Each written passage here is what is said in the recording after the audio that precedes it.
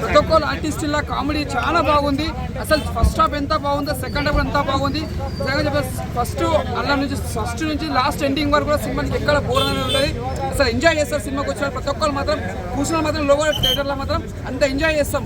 నిజంగా ఎంత భయపడిస్తుందో అంత నవ్వుపిస్తారు. సినిమాలో ప్రతి సీన్ మనం ఎంజాయ్ చేస్తాం. కామెడీ కానీ హర్రర్ కానీ ప్రతి సీన్స్ మనం ఎంజాయ్ చేస్తాం.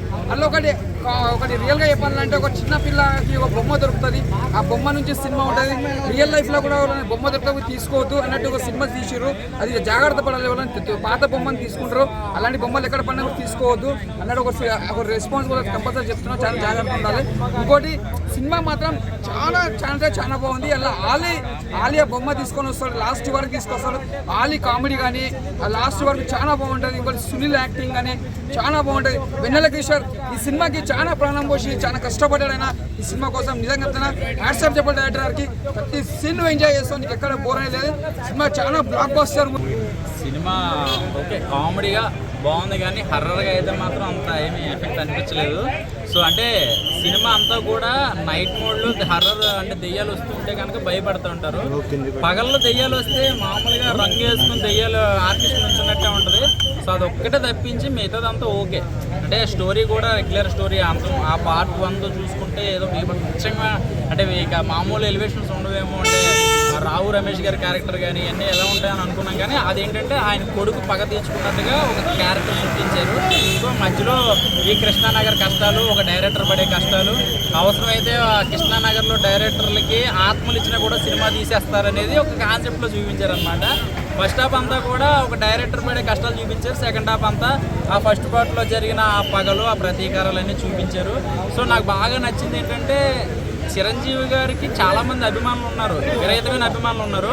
కానీ ఇందులో ఆత్మలు కూడా అబ్బని తీయని దెబ్బ అని చెప్పి టీవీలో రాత్రులు సినిమా చూస్తే కానీ ఆత్మలు పడుకో అనమాట. ఆ కాన్సెప్ట్ ఒకటి నచ్చింది. ఇంకోటి ఏంటంటే ఈ నెక్స్ట్ పార్ట్ 3 తీస్తే కనుక నిజంగా ఆత్మలు ఇక్కడ పంజాగుట్టలో బంగ్లాలో నిజంగా తిరుగుతున్నాయి. రీల్స్ యూట్యూబ్లో కొట్టండి. కాస్టింగ్ కాల్స్ నాకు ఇవ్వండి, నేను దెయ్యాలు నేనే పురమిస్తాను. కోన వెంకట గారు నిజమైన ఆత్మలు పెడితే కానీ జనాలకి ఎఫెక్ట్ సరిపోవట్లే. ఎందుకంటే ఈ మధ్యన చిన్నపిల్లలు ఎక్కువ హర్రర్ సినిమాలో చూస్తున్నారు. ఎంత ఎఫెక్ట్ ఇచ్చినా కూడా భయపడలేదు అనమాట. నెక్స్ట్ ఇంకొంచెం కావాలి అనిపించింది. సో పార్ట్ 150 టికెట్ తీసుకుంటే 500 రూపాయలు ఎంజాయ్ చేయొచ్చు. సూపర్ కాన్సెప్ట్ కూడా రొటీనే. 2 ప్రేతాత్మల యుద్ధం ప్రేక్షకులు చూస్తానికి సిద్ధంగా ఉన్నారు. కోన వెంకట్ గారి స్క్రీన్ ప్లే, ఆయన మేకింగ్ పార్ట్ 1 కన్నా పార్ట్ 2 కిస్టులు చాలా బాగున్నాయి. సెకండ్ హాఫ్ కిస్ట్ అయితే కనుక ఆసమ్ లాగా అనిపించింది. కామెడీ సినిమా చూస్తున్నామా హర్రర్ సినిమా చూస్తున్నామా అని ఒక ఎంటర్టైన్మెంట్ కోసం కాకుండా ఆల్ జోనర్లకి ఒక కంటెంట్ ఇచ్చే విధానంగా మన సునీల్ గారి యాక్షన్ గారు కానీ, సత్య గారి యాక్షన్ గారు కానీ, అంజలి గారి గురించి ప్రత్యేకంగా చెప్పక్కర్లేదు.